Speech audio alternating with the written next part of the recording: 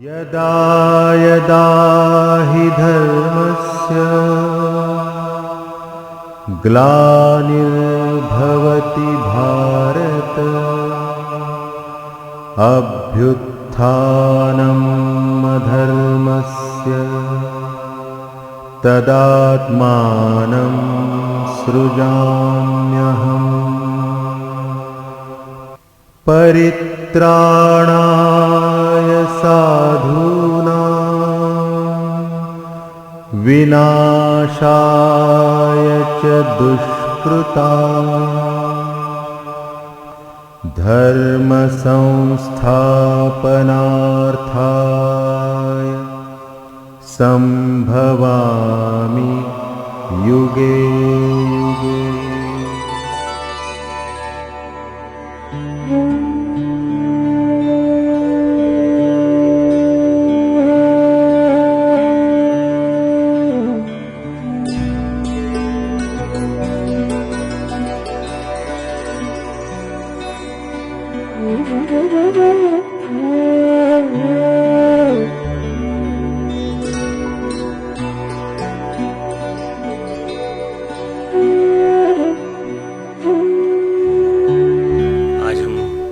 पर बातचीत करेंगे।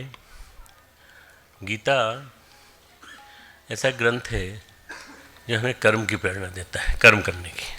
सतत कर्म करते चलो, सतत कर्म करते चलो। चाहे कितने ग्रंथ हम देख लें भारतीय संस्कृति के, पर किसी भी ग्रंथ में इतनी सरलता नहीं मिलती जितनी गीता में मिलती है। कर्मयोग के माध्यम से सिद्धि को प्राप्त होना, कर्मयोग के माध्यम से मुक्ति को प्राप्त होना, मोक्ष को प्राप्त होना। तो आज जो हम चर्चा करेंगे एक बहुत प्रसिद्ध श्लोक, दूसरे अध्याय का 47वां श्लोक। दूसरे अध्याय का 47वां श्लोक। कर्मण्येवाधिकारस्ते माँ फलेषु कदाचन। ठीक है ना। माँ कर्मफल हेतु भू माते संगोस्तु अकर्मणि। अब इसका एक अर्थ समझने की कोशिश करेंगे पूरा पीसेस बाय पीसेस में, तो उससे आपको आइडिया होगा कि कितना सरल है समझना। पर ये युगों युगों से गाया जाता रहा है। आप लोगों ने महाभारत देखी होगी, महाभारत में महेंद्र कपूर की आवाज़ में सुना होगा इसको। कर्मण्येवाधिकारस्ते मा फलेषु कदाचन, फिर भी यदा यदा हि धर्मस्य ग्लानिर्भवति भारत, वो भी इसमें आता है। तो ये जो श्लोक है ये बड़ा विशिष्ट है, ये हमें प्रेरणा देता है हम निरंतर कर्म करते रहें। कैसे कर्म करें? युग युग तक जग याद करे हम ऐसे कर्म करें। ठीक, सारा ज़माना याद करे हमको। भगत सिंह काम कर गए, 23 साल की उम्र में सारा काम वो करके चले गए। उसके बाद अब हम उसको रियलाइज़ करते हैं कि जो उसने जो उस ज़माने में जो काम किया कितना विलक्षण था। और उसको मालूम था, तो मुझे फांसी लगेगी। उसको मालूम, सब कुछ मालूम था, उसको भी, उसके साथियों को भी, अन्य जो लोग उसके साथ चल रहे थे वो भी, पर उन्होंने कभी अपने आप को पीछे नहीं हटाया। तो हम सभी अपनी भूमिका अभी से तय कर लें कि हमें क्या काम करना है, हमारा काम किस स्तर का हो, हमारा जो कर्म करना है उसकी कैटेगरी क्या हो, कर्म की श्रेष्ठता किस में होती है। युग युग तक जग याद करे तुम, युग युग तक जग याद करे तुम, ऐसे कर्म करो कर्म में ऐसे मर्म भरो। युग युग तक जग याद करे तुम, ऐसे कर्म करो कर्म में ऐसे मर्म भरो। युग युग तक जग याद करे।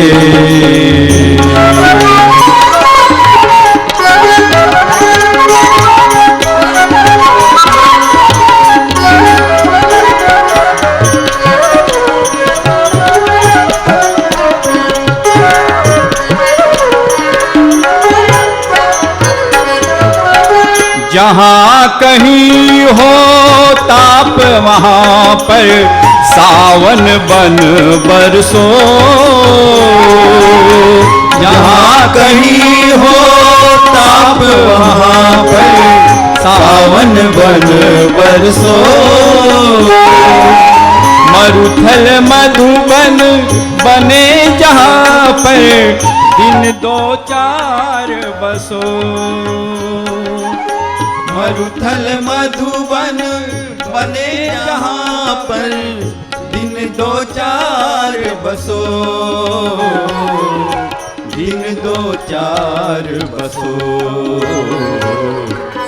जिससे मिल लो एक बार तुम, जिससे मिल लो एक बार तुम, कभी नहीं बिसरो कर्म में ऐसे मर्म भरो। युग युग तक जग याद करे।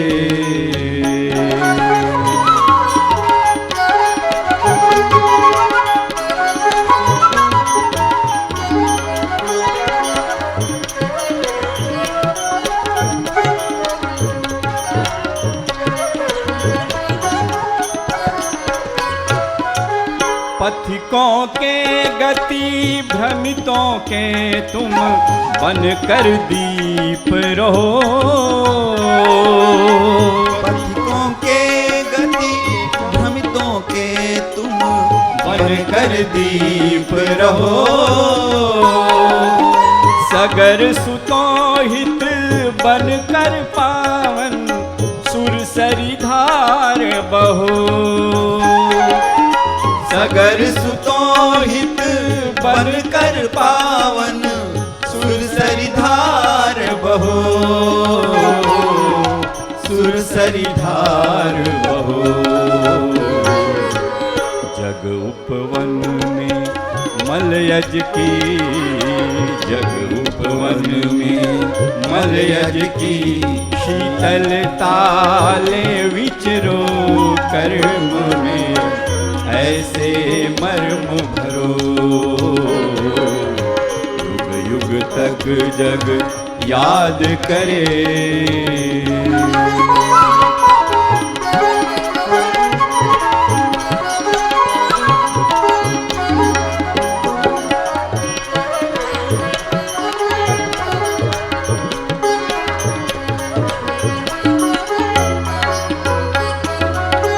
मानव हो तुम मानवता के शुचि श्रृंगार बनो। मानव हो तुम मानवता के शुचि श्रृंगार बनो। श्वासों के सागर में मन के कर्णाधार बनो।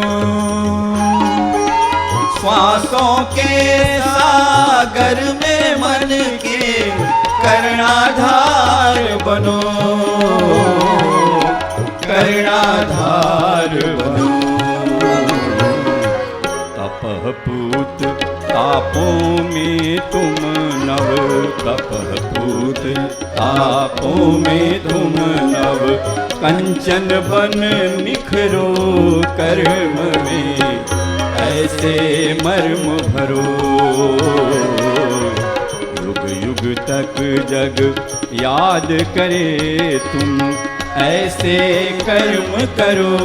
कर्म में ऐसे मर्म भरो।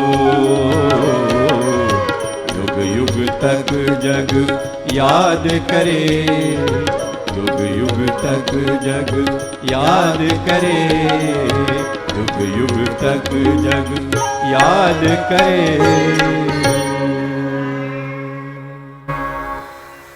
कुछ प्रश्न हैं आज। ऐसा क्यों होता है कि जब भी मैं गायत्री मंत्र का जप करते करते इतना डूब जाती हूँ कि महामृत्युंजय मंत्र का उच्चारण करने लगती हूँ तथा ये सही है, ये सही है, इसमें कोई दिक्कत नहीं। दोनों ही मंत्र बहुत प्राणवान हैं, दोनों ही मंत्र बहुत अच्छे हैं। और अगर गायत्री मंत्र करते करते महामृत्युंजय मंत्र की ओर चले जाओ तो महामृत्युंजय मंत्र करते करते गायत्री मंत्र की ओर आ जाना वापस लौट के। किसी भी तरह से कोई भी मंत्र गलत नहीं है, कोई भी मंत्र ऐसा नहीं है। पर ये सहज जो हमारे दिमाग में जो रोटेशन साइकिल्स हैं, जो मेमोरी के साइकिल्स हैं, उनकी वजह से है कि हमारी मेमोरी में जो वो स्ट्रिक्स बन जाती हैं। जैसे कहते हैं ना, करत करत अभ्यास थे जड़मती होत सुजान। वो रस्सी के वो निशान बन जाते हैं। इसी तरह से हमारे मस्तिष्क में भी निशान बन जाते हैं, और उसी की वजह से हम जो है महामृत्युंजय मंत्र का अभ्यास ज़्यादा होगा, इस वजह से शायद याद होगा, वो आ जाता है। इसमें कोई परेशानी नहीं है, न गायत्री माता को कोई एतराज़ है, न भगवान शिव को कोई एतराज़ है, दोनों खुश हैं इसमें। जब करना चालू करते हैं तो हमारे जीवन में कठिनाइयाँ क्यों आती हैं? बेटा कठिनाइयाँ तो इसलिए आती हैं कि आपने अपने आप को उस रास्ते पर डाल दिया है जिस रास्ते पे आपका उद्धार होने जाना है।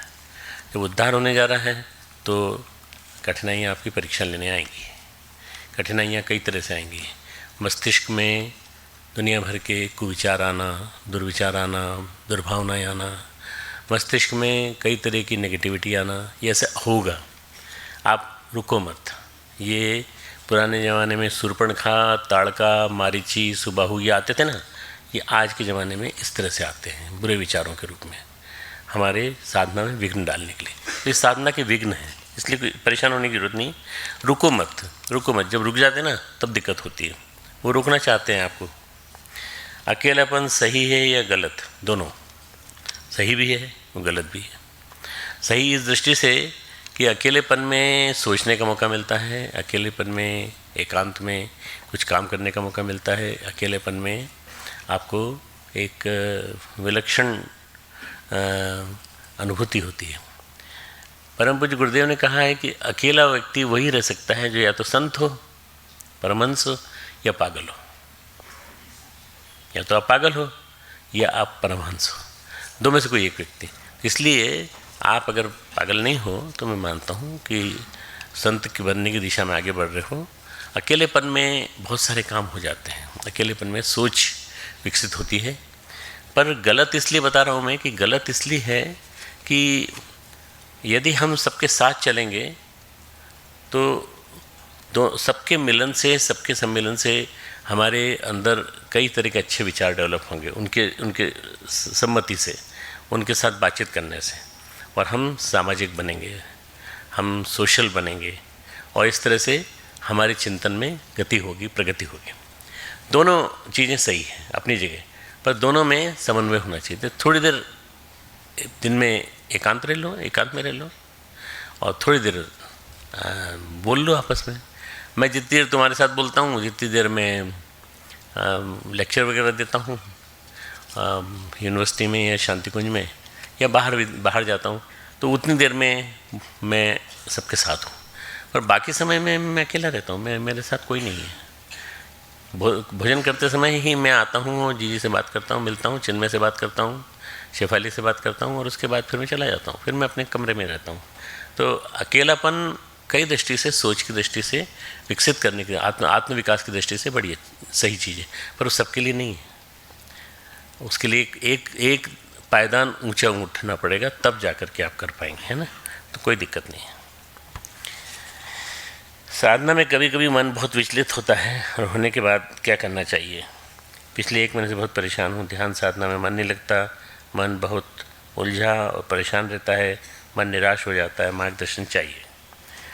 तो बेटा ध्यान साधना में हमेशा परीक्षाएं होंगी, जैसा मैं पहले बता चुका हूँ कि आपकी परीक्षा लेने के लिए लोग आएंगे, असुर तत्व आएंगे, और भी चीज़ें आएंगे, अश्लील चिंतन भी आएगा, और कई तरह की बातें आएंगी।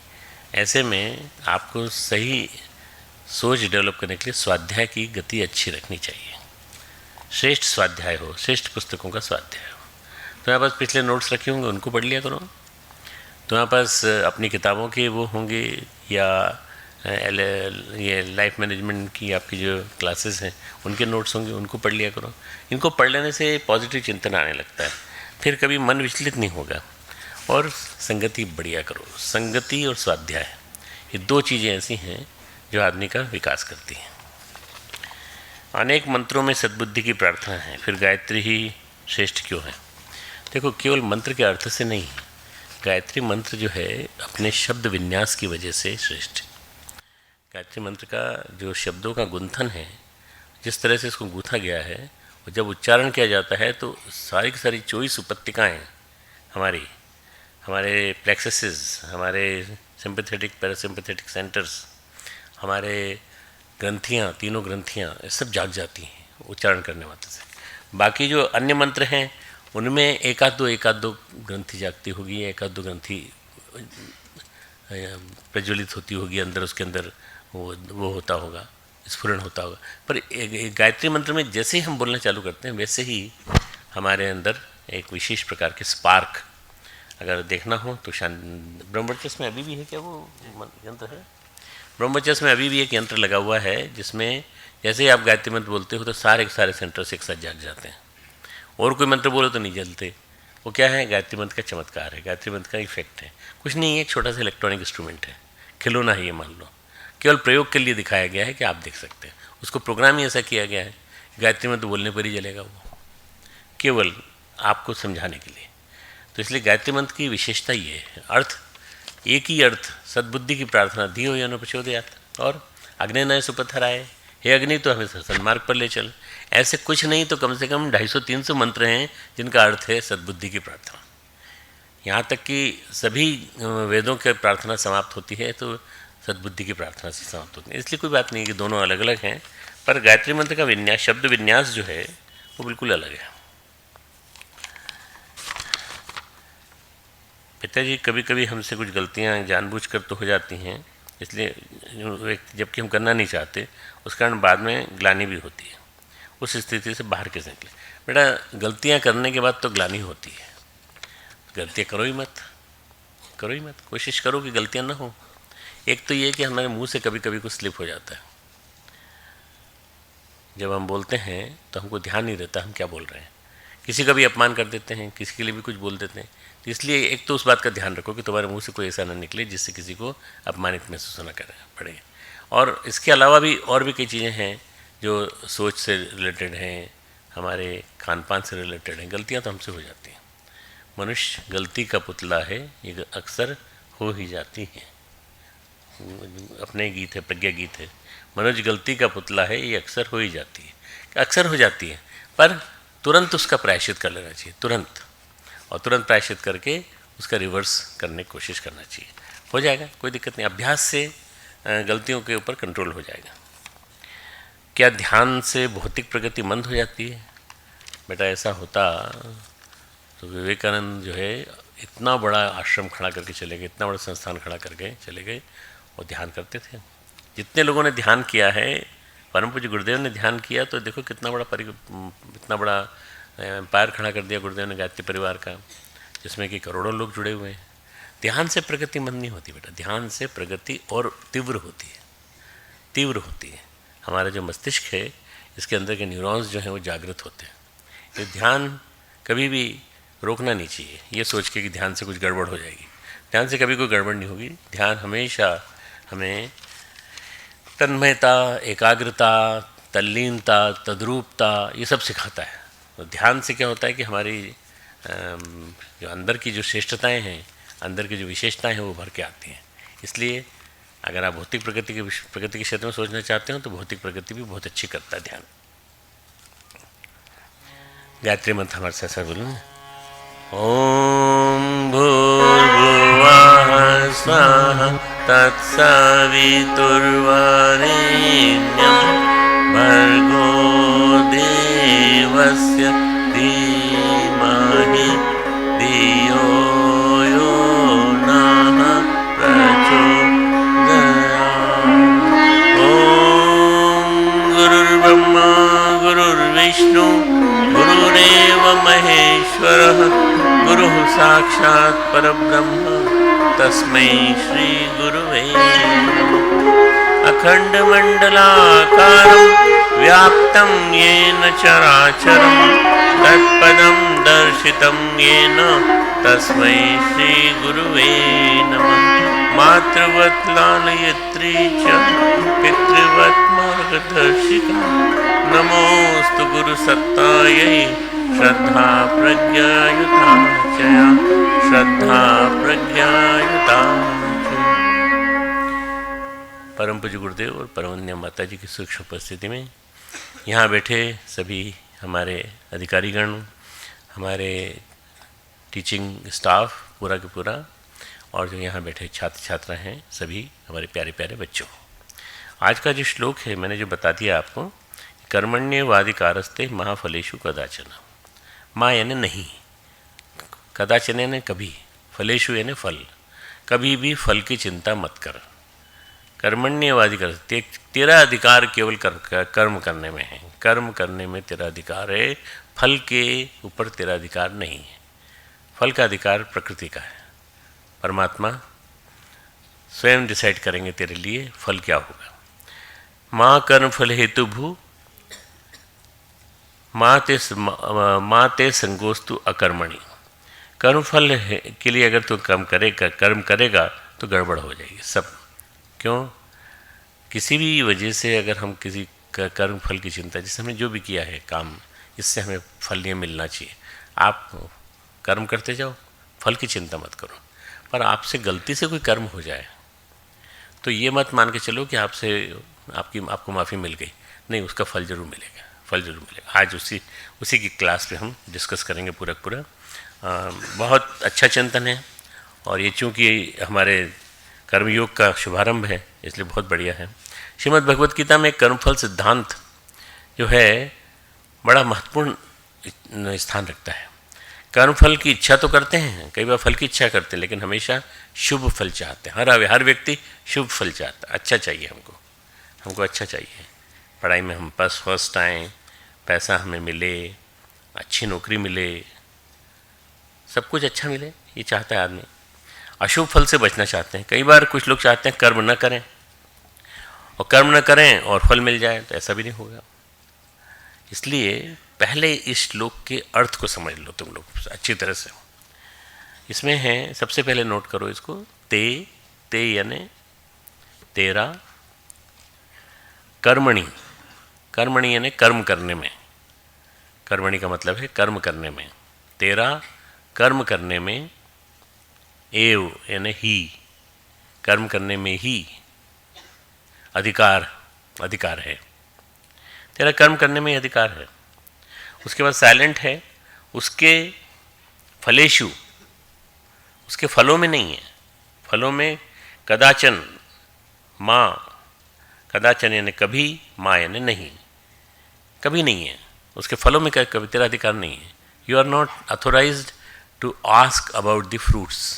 आपको किसी से कहने की ज़रूरत नहीं है कि हमें फल क्यों नहीं मिला, हमने इतने अच्छा काम किया, इतनी मेहनत की, हमें परीक्षा की कॉपी हम फिर से जचवा लेते हैं, भाई हमने पढ़ाई खूब की, मेहनत की, और हमने इतना अच्छा लिखा, पर वो नहीं, मार्क्स क्यों नहीं मिले। आप कर लेते हो, इसको कर लेते हो, पर कर्म करने के बाद आपके पास कोई प्रकृति नहीं आएगी पूछने के लिए, कहने के लिए कि तुम रीचेक करा सकते हो अपने कर्म को। आपका अधिकार कर्म करने में है, पर उसके फल के बारे में सोचने में नहीं है, कभी नहीं। कर्म फल हेतु, कर्मों के फल का हेतु मत बन, माँ भू यानी मत हो, कर्म फल हेतु मत माँ भू। फिर है तथा ते यानी तेरी, अकर्मणि। अब इसकी वजह से डर जाते हैं लोग बाग, कुछ भी काम करेंगे गड़बड़ हो जाएगी, तो कर्म न करने में भी आसक्ति न हो। अकर्मणि संगह माह अस्तु, अकर्मणि संगह यानी तेरी आसक्ति कर्म न करने में भी न हो।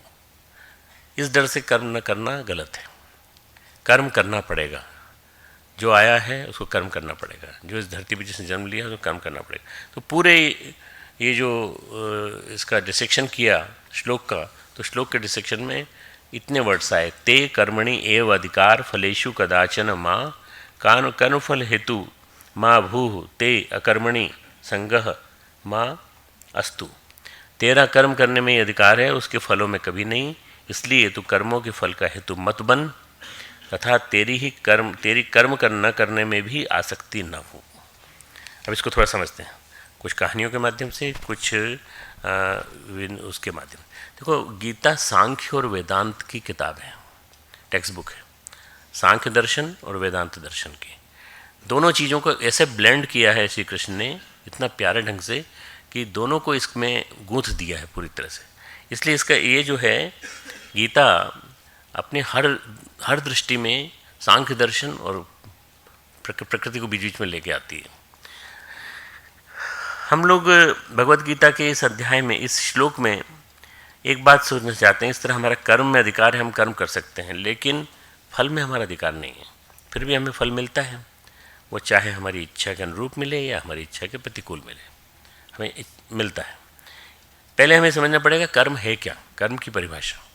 कर्म है क्या, किसे कहते हैं कर्म, कर्म का स्वरूप क्या है। हम कोई क्रिया करते हैं, एक्शन में होते हैं, क्रिया के साथ हम होते हैं यानी कर्ता, हमारा अहम।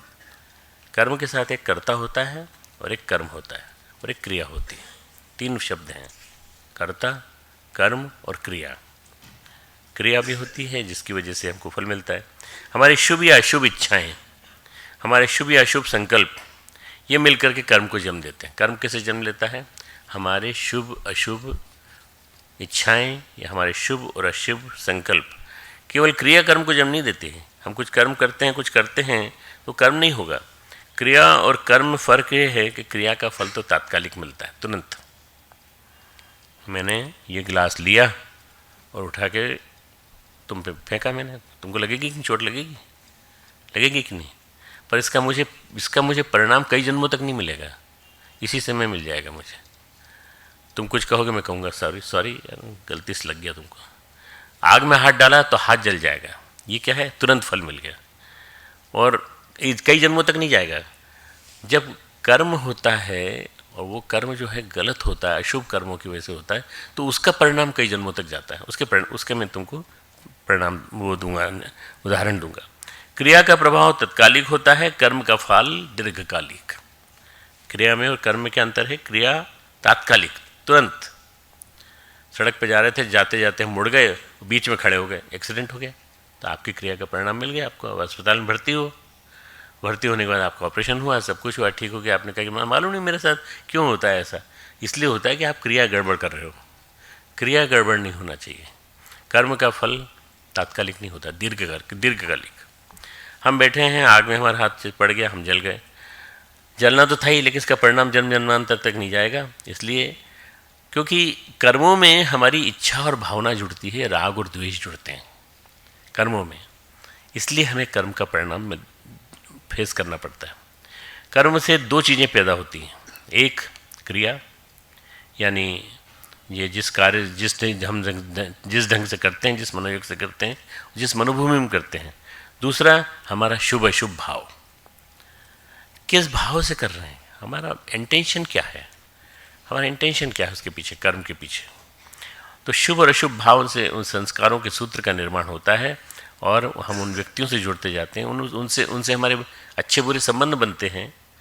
कुछ अच्छे संबंध बनते हैं, कुछ बुरे संबंध भी बनते हैं। जो हमने काम किया उन भावनाओं के साथ, उससे बनता है हमारा भोग यानी हमारे कर्मफल। जिन भावनाओं से कर्म किया उससे तुम्हारा भोग बन जाएगा, कर्मों का फल भोगना पड़ेगा। कर्मों के फल से न बचोगे, बचना कदम संभाल के। यही अभी समय है, अभी बदल लो तेवर अपनी चाल के। मतलब ये एक वार्निंग है कि कर्मों के फल से कोई नहीं बचा है, कोई नहीं बचा। श्री कृष्ण नहीं बचे, श्री राम नहीं बचे, और विभिन्न जो देवी देवता हैं उनमें से किसी को बचना नहीं, सबको फल भुगतना पड़ा। कोई भी कर्म का विधान, कोई जीवन में घटना घटित हो रही है, उसमें दो चीज़ें होंगी, एक संबंध होता है, दूसरा उसका भोग। एक संबंध हमारा क्या है, इससे किसके लिए हमने किया, और हमारा भोग क्या होगा। एक संस्कार होगा, दूसरा उसका भोग होगा। संबंध है ना, संस्कार। कर्मफल करके केवल ये नहीं होता कि हमारे जीवन में शुभ अशुभ घटना घटेगी। शुभ या अशुभ व्यक्ति हमारे जीवन में आएंगे और आते भी हैं, शुभ और अशुभ संयोग भी हमारे जीवन में आते हैं। तो ये जो घटना घटती है, ये जो संस्कार होते हैं हमारे, पतंजलि ने भी इसको कहा है योग सूत्र में, कर्म बीज और संस्कार, दो की बात कही है उन्होंने। अगर इस बात को समझना हो गहराई से कि कर्म कैसे अपना फल देता है, किस ढंग से अपने परिणाम देता है, तो भगवान क्यों कहते हैं कि कर्मण्यवाधिकारस्ते माँ फलेषु कदाचन। तुम कर्म तो करो, कर्म में तो अधिकार है, लेकिन फल में तुम्हारा अधिकार नहीं है। ऐसा क्यों कहते हैं? ऐसा क्यों कहते हैं? क्योंकि तू कर्मों के फल का हेतु बनने की कोशिश करेगा तो दिक्कत होगी तुझे।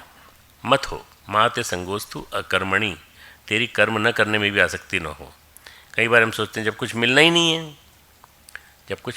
नहीं है तो कर्म करने से क्या फ़ायदा। आराम से बड़ी चीज़ है, जी भर के सोइए, है ना।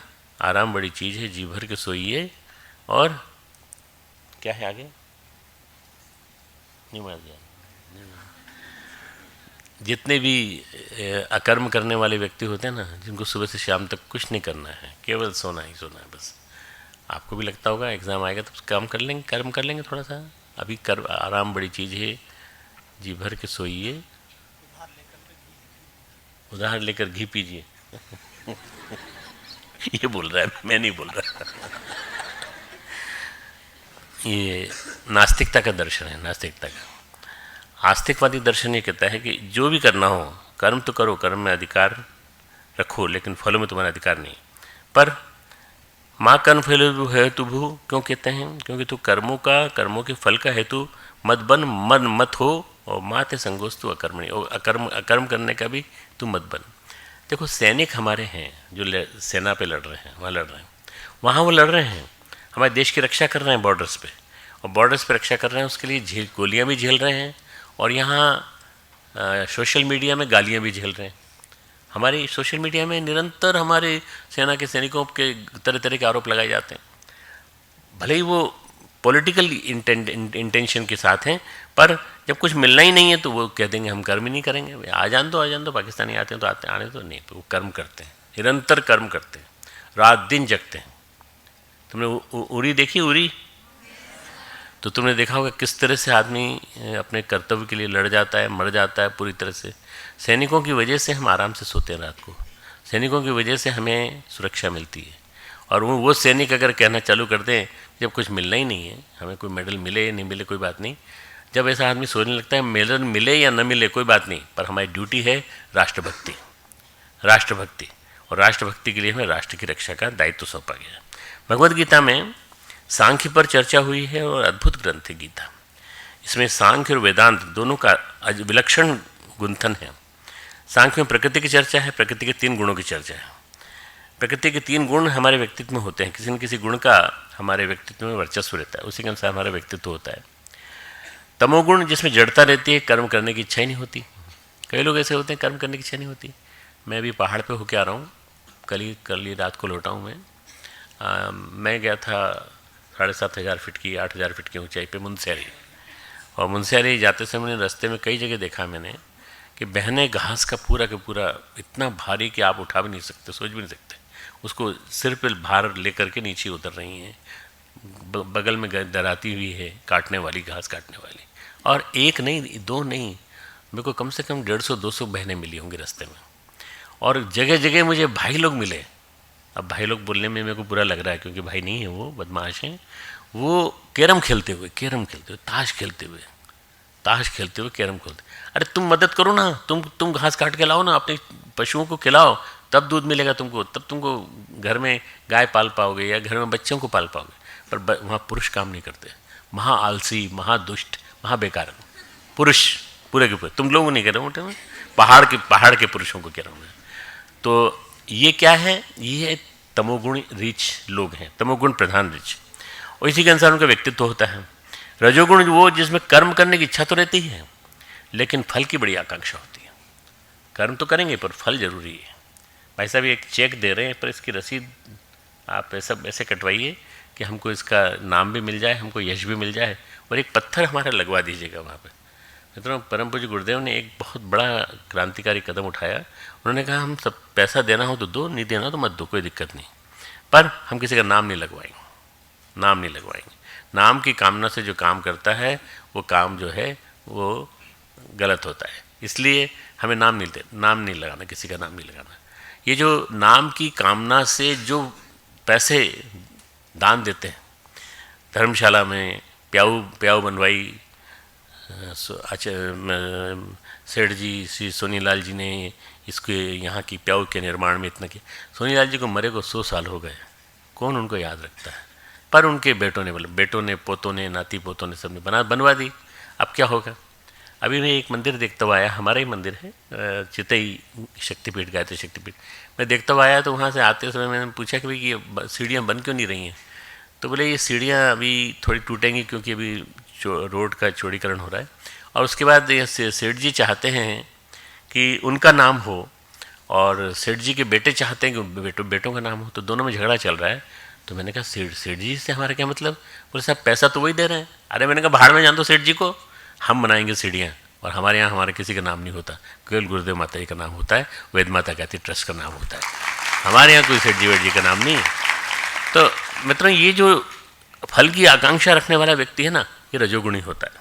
फल की आकांक्षा मत रखो। सत्वगुण क्या है? मनुष्य कर्म तो करता है, कर्तव्य का पालन भी करता है, लेकिन उसके फल परिणाम इच्छा कहीं नहीं होती उसकी, इन सब से मुक्त रहता है। जिसने भी शहादत दी उसने अपने लिए कहीं फल की इच्छा थोड़ी रखी, चाहे वो गांधी जी हों, चाहे वो सुभाष चंद्र बोस हों, और चाहे वो आज़ाद हों, चाहे वो भगत सिंह हों। इन्होंने सब ने अपने आप को पूरी तरह होम कर दिया आज़ादी की लड़ाई में, पर कभी इच्छा नहीं रखी कि हमारा नाम लिया जाए।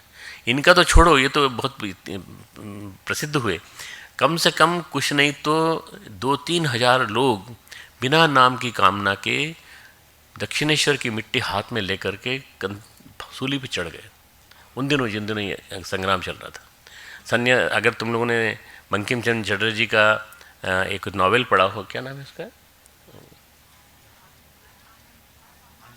आनंद मठ। आनंद मठ में अगर तुम कहानी पढ़ो तो आनंद मठ में कहानी किसी नकली चीज़ की नहीं है, असली सन्यासियों की लड़ाई है उसमें, असली सन्यासियों का। तो उन्होंने पूरा के पूरा जो है जीवन समर्पित कर दिया।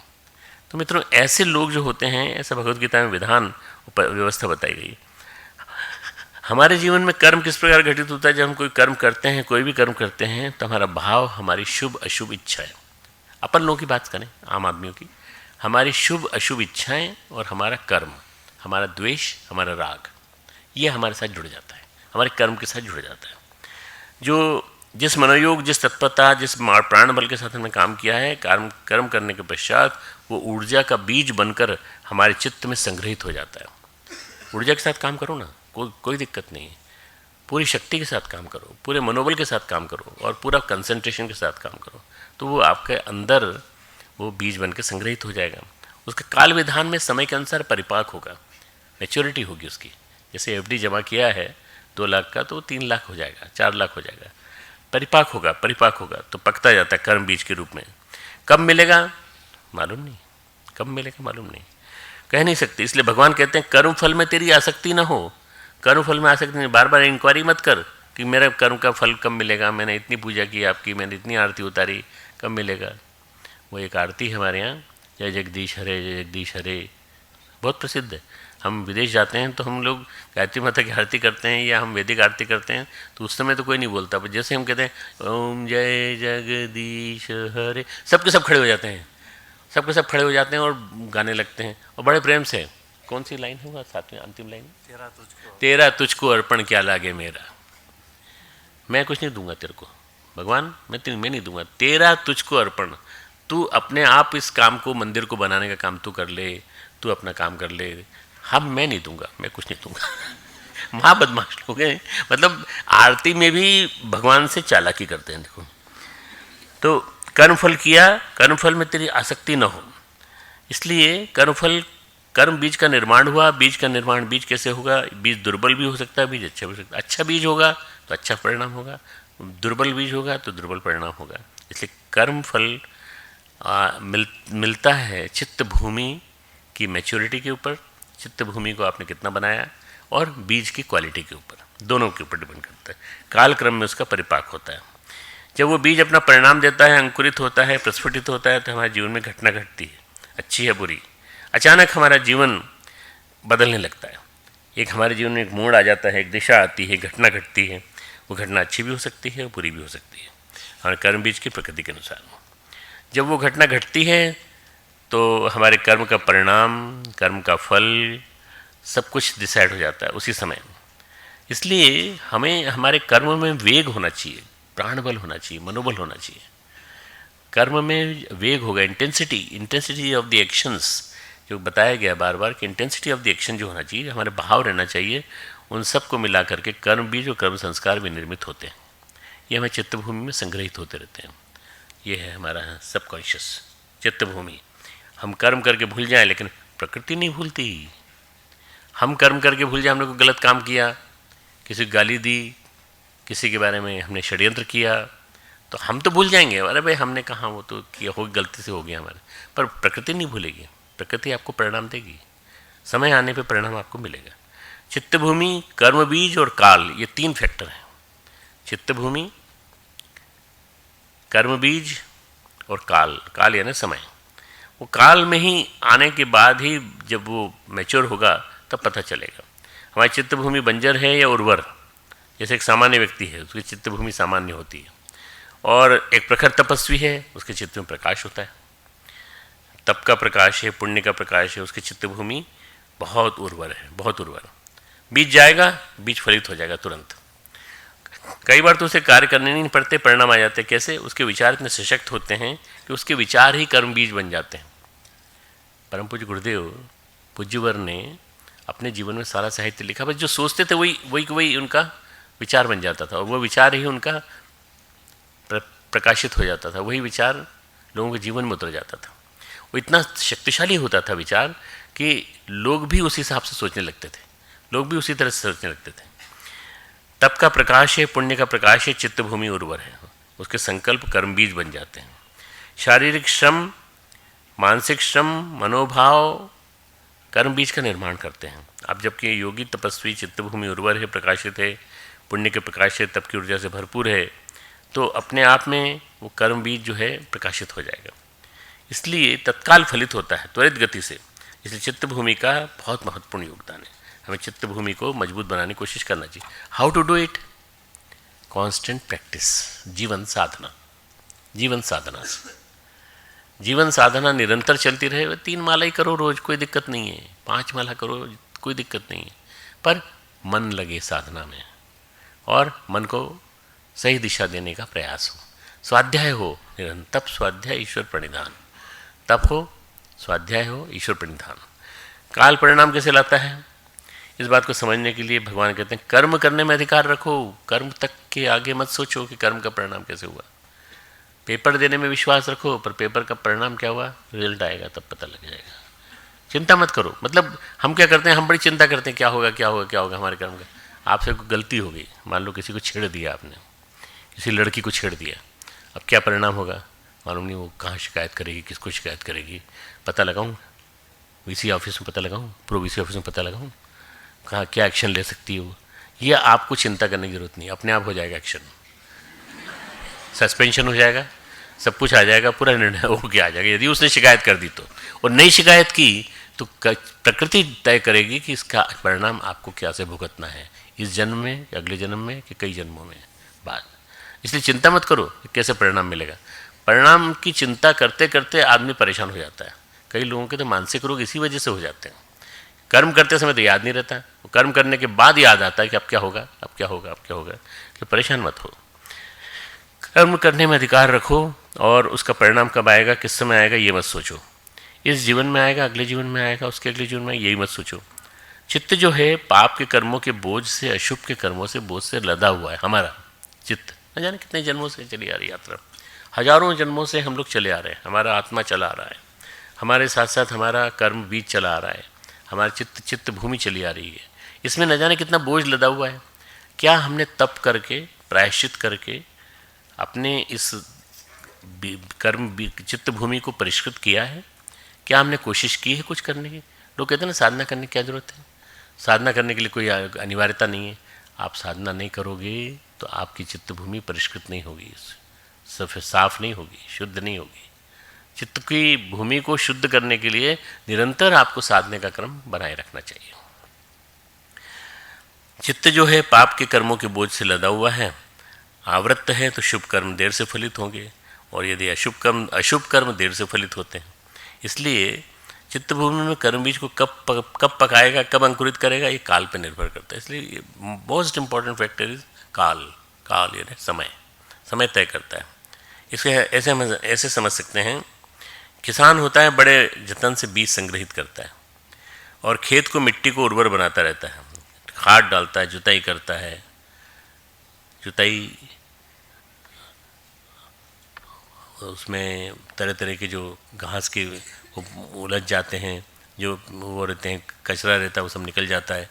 फिर उसके बाद जुताई के साथ वो पूरी की पूरी एक पाटला होता है जिसको चलाता है, उसके ऊपर प्लेन करता है, प्लेनिंग करता है, पूरी मेहनत करता है, भूमि को उर्वर बनाकर, भूमि को अच्छा बनाकर फिर वो बीज बोता है।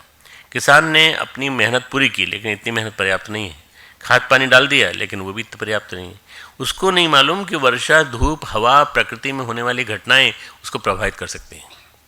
अभी मैंने देखा रास्ते में गेहूं की फसल लगी हुई थी पहाड़ पे, और ज़मीन पे भी लगी हुई थी, यहाँ नीचे मेनलैंड में, नीचे यहाँ से लेके काशी वो जो पहाड़ आरंभ होता है जहाँ से वहाँ तक, जहाँ ये लगी हुई थी वहाँ एक चीज़ सबको अनिश्चितता सता रही थी, कब तूफान आ जाए, कब बरसात हो जाए। और बरसात थी, वास्तव में ऊपर बरसात थी। और इन्होंने तो अपनी मेहनत कर ली, किसान ने मेहनत कर ली, पर तूफान और सबसे ज़्यादा जो परेशानी आती है वो इसलिए आती है कि प्रकृति में होने वाली घटनाएं उसके वश में नहीं हैं। इसलिए वो इस भूमि का, उस वातावरण का, उस किसान का भाग्य काम करेगा, देव काम करेगा, काल काम करेगा। कई चीज़ें हैं इसमें। उस किसान का भाग्य, उस किसान का पुण्य, उस क्षेत्र के किसानों का सबका मिलकर के पुण्य, सम्मिलित पुण्य। और वो लोग क्या करते हैं, वो अपनी फसल का सदुपयोग करते हैं, क्या सुनियोजन करते हैं। मैं एक बात बताता हूँ तुमको। शांतिकुंज में हम सबको निःशुल्क भोजन कराते हैं, आप लोगों को भी हम भोजन कराते हैं, व्यवस्था देते हैं, करते हैं पूरी। गेहूँ, चावल, सब अनाज वगैरह जितना भी है पश्चिम उत्तर प्रदेश से आता है पूरा। करीब करीब मित्रों हमारे पास इतना आ जाता है जितना कि जिससे कि हम न केवल अपने यहाँ का भोजनालय चला सकें, बल्कि हमको अगर 2-3 भोजनालय और मिल जाएं वो भी चला सकते हैं हम। हर साल आ जाता है, हमको बोलने नहीं पड़ता, आराम से लोग लेके आते हैं। 3-4 ट्रक गेहूँ आ गया है, 3-4 ट्रक चावल आ गया है, आके बोलते हैं, बताते हैं, हमको केवल 2 लड्डू दे के रवाना कर देते हैं बस, और कुछ नहीं, भोजन करा के रवाना कर देते हैं। पर वो लोग इसलिए करते हैं क्योंकि उनको अपने कर्मों को शुद्ध रखना है। इससे उनकी फसल सही होगी, सही टाइम पे होगी, बाकी फसल मिलेगी उनको। वो इसलिए अच्छे कर्म करते हैं। सत्कर्मों को जितना जो करेगा उतना ही उसको बदले में मिलेगा, वो इसलिए करते हैं। शांतिकुंज को दिया हुआ दान बदले में कई गुना पुण्य होकर के आएगा। बहुत सारी चीज़ें कर्म और कर्मफल के बीच में होती हैं। एक घटना सुनाता हूँ। एक कहानी है कि भगवान कृष्ण कुरुसभा में गए शांतिदूत बनकर। कुरुसभा में उन्होंने अपना विराट रूप दिखाया, बहुत विराट रूप, सबके सब हतप्रभ, आश्चर्यचकित। ये क्या है भगवान का अद्भुत विराट रूप, आश्चर्यचकित, पुलकित, प्रसन्न, सब कुछ। क्या भगवान ने अपना विराट रूप दिखाया। शकुनी को छोड़कर, दुर्योधन को छोड़कर के जिनके मन में अशुभ भाव थे, किसी को नहीं दिखा। तीसरा धृतराष्ट्र को नहीं दिखा, क्योंकि उसको देख ही नहीं सकता था, वो अंधा था। धृतराष्ट्र ने भगवान देखा कि कर्ण, भीष्म, कर्ण और द्रोणाचार्य और भीष्म ये स्तुति कर रहे हैं भगवान कृष्ण की। कर्ण ने भी स्तुति की, और भीष्म ने भी स्तुति की, और द्रोणाचार्य ने भी स्तुति की। और बाकी सब जो थे उनमें दुर्योधन, शकुनी, जितने भी लोग थे, उन सब ने एक प्रकार से उस चीज़ को ऐसे रियलाइज़ किया जैसे कोई माया है। यहाँ तक कहा और दुर्योधन ने कि बांध लो इसको, ये माया है, मायावी कृष्ण है, इसको बांध लो। तो सारे के सारे जितने सिपाही थे वो भी सब देखने में लगे हुए थे भगवान कृष्ण का विराट रूप। धृतराष्ट्र ने कहा कि भगवान आपने ये क्या स्थिति पैदा कर दी कि मेरे जैसा व्यक्ति इतना पापी तो नहीं है कि वो देख नहीं सकता। आप कुछ क्षणों के लिए मेरे नेत्रों में ज्योति पैदा कर दीजिए ताकि मैं आपका विराट रूप देख सकूं। भगवान पिघल गए, भगवान तो दयालु है। उन्होंने कहा, भगवान श्री कृष्ण का विराट रूप, उन्होंने कहा तुम देखोगे बेटा, तुम देखोगे धृतराष्ट्र, तुम देखोगे। थोड़ी देर के लिए दृष्टि दी उसको, थोड़ी देर के लिए, और आंखों की दुनिया देख करके अंधे राष्ट्र का संसार बदल गया। अंधा आदमी समझ नहीं सकता कि अंधेरे की दुनिया के बाद कितनी बड़ी दुनिया है। जब भगवान श्री कृष्ण से उन्होंने पूछा, भगवान आप कर्म की बात करते हैं, कर्मफल की बात करते हैं, ऐसा क्या कर्म मैंने किया होगा जिसके कारण हमें अंधा होना पड़ा? तो उन्होंने, भगवान ने कहा, धृतराष्ट्र हम तुम्हारा समाधान करेंगे, हम तुम्हारा समाधान करेंगे, लेकिन चूंकि कर्म और कर्मफल में बड़ी दूरी होती है, कर्म और कर्मफल में बड़ी दूरी होती है, कर्म करने में और कर्म के फल मिलने में दूरी होती है, इसलिए बड़ा फासला होता है। हमें बहुत गहरी समाधि में जाना पड़ेगा और देखना पड़ेगा कि तुमने कब किया था कर्म, तुमने ऐसा कर्म कब किया था जिसकी वजह से तुमको झेलना पड़ा। तो वासुदेव कुछ करिए, कुछ हमारी जिज्ञासा का समाधान करिए ताकि हमको पता चल जाए। ठीक है, एवमस्तु, कुछ करते हैं। भगवान कृष्ण ने समाधि में उतरे, धृतराष्ट्र के वर्तमान जीवन के कर्मों को देखा और पिछले जन्म के कर्मों को देखने लगे। देखते गए और बार बार बोलते जा रहे थे, हमें अनेकों शुभ कर्म मिल रहे हैं तुम्हारे, बहुत अच्छे कर्म, तुम पुण्य कर रहे हो, तुमने उपवास किया, तुमने दान किया, तुमने तप किया, तुमने अनुष्ठान किए, हम देख रहे हैं तुम बहुत अच्छे अच्छे कर्म कर देख रहा हूँ, मेरे को कोई ऐसी घटना नहीं मिल रही। तो धृतराष्ट्र तुरंत बेसब्री से बोल पड़े कि फिर मैं अंधा क्यों? अरे चुप रहो ना यार, और भी जन्म है तुम्हारे, जन्म अनेक हैं, मेरे को सब सारे जन्मों में जाने दो, पूरे में जाने दो, जहाँ मैं देख सकूँ जिससे तुम्हें ये घटनाक्रम आया और तुम्हारे जीवन में तुम अंधे हो गए। ये प्रकृति का सिद्धांत है, भगवान कृष्ण कहते हैं ये प्रकृति का सिद्धांत है। प्रकृति कभी झूठ नहीं बोलती। प्रकृति में जो घटनाएं घटती हैं, जो संयोग होते हैं, उन सब का कारण होता है। धृतराष्ट्र जो है मनुष्य है और प्रकृति से नीचे है, और भगवान कृष्ण जो हैं वो भगवान है, और भगवान कहते हैं प्रकृतिम स्वाम अधिष्ठाय, मैं प्रकृति को अपने अधीन करके अवतरित होता हूँ, मैं प्रकृति को अपने अंदर अधीन करके अवतरित होता हूँ। इसलिए भगवान उससे परे हैं, पर आम आदमी नहीं परे है। आम आदमी सब इन जनरल, यहाँ तक कि इंद्र भी, यहाँ तक कि सब ब्रह्मा विष्णु महेश भी, सब कुछ, पर भगवान जो है, भगवान का अवतार जो है, जब प्रकट होता है तो भगवान का अवतार इन सब चीज़ों से परे होता है, प्रकृति को, माया को अपने अंदर लेके आता है। मैं तुम्हारे पिछले जन्मों में जाता हूँ। उन्होंने कहा देखो मैं 100 जन्मों तक तो पहुँच गया हूँ, पिछले जन्मों में जाता हूँ। धृतराष्ट्र में तुम्हारे पिछले जन्मों में जा रहा हूँ, लेकिन अभी तक तो कोई घटना नहीं आ रही है। कुरुसभा में सब लोग बड़े आश्चर्य से देख रहे थे। उन्होंने कहा इतने समय बाद, इतने जीवन में कोई कर्म नहीं मिला तो ये फल कहाँ से आ गया? भगवान बोले चिंता न करो, मैं और गहराई में जाता हूँ। धृतराष्ट्र, अब मैं तुम्हारे 108वें जन्म में पहुँच गया हूँ। मैं उन घटनाओं का अवलोकन कर रहा हूँ। मैं देख रहा हूँ एक युवक, एक किशोर चिड़िया पेड़ के घोंसले की ओर जा रहा है। भाई ये तो एक फ्लैशबैक था, तो पूरा के पूरा प्रोजेक्टर पे दिख रहा था उनको, और वो सबको दिखा रहे थे, जितने भी लोग थे उनको दिखा रहे थे। चिड़ियों के बच्चों के घोंसले रखे हुए हैं। वह युवक क्या करता है, घोंसले उजाड़ता है पहले तो, उसके बाद उखाड़ता है, फिर घोंसले में जो चिड़िया के बच्चे हैं बबूल के कांटे से उनके बच्चों की आँखों को फोड़ देता है। और एक नहीं, जितने भी चिड़ियाओं के घोंसले थे उन सबको, पूरी जितने वहाँ थे, पूरे क्षेत्र में जितने भी पेड़ हैं उन सब के पेड़ों में जो चिड़िया के घोंसले रखे हुए हैं उन सब चिड़िया के बच्चों की आंखों को फोड़ देता है। वो किशोर युवक कोई और नहीं है धृतराष्ट्र, वो तुम हो। तुम्हारा वो कर्म आज फलित होकर के इस जन्म में मिला। तो भगवान अभी क्यों फलित हुआ, बीच में क्यों नहीं फलित हो गया कभी, या थोड़ा थोड़ा करके फलित होता? नहीं बेटा, प्रकृति का नियम है, ये प्रकृति का नियम है। और जब तुम्हारा तप और जब तुम्हारा जप और जब तुम्हारी साधना सब चल रही थी, तब वो फलित नहीं हुआ। और जब तुम्हारी साधना कम हो गई, जब तुम्हें राजमद हो गया, जब तुमने अपने बेटे को पद देने की सोची, जब तुमने पांडवों पर अत्याचार किए, तो ये फलित हो गया तुरंत। जब भी आदमी अनीति की ओर बढ़ता है, गलत काम करने लगता है, तो उसके बुरे कर्म फलित हो जाते हैं। धृतराष्ट्र परेशान है। कुरुसभा ने भगवान का वक्तव्य सुना, भगवान की वाणी सुनी, भगवान का विचार सुना। उसका परिणाम 108 जन्मों बाद धृतराष्ट्र ने कहा भगवान ये कैसे संभव हुआ, हमने ऐसा दारुण कर्म किया, चलो हमसे हो गई गलती, माफ़ कर देते।